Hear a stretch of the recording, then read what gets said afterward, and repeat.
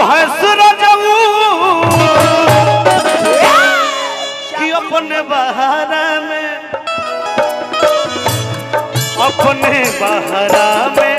करत बाड़ा ए गोलू तू कोला हनु के हम गबड़ा तनी साधु हम बानी सुन बताओ तनी भाई लोकगीत में हम भजन तू साधु नहीं खा तू साधु अरे यार हम भजनों में लोकगीत में भजन गावत तनी कहां गावत अभी लोकगीत चलत ला अब भजन चलता कि अपने बहारा में करता रहे सिराज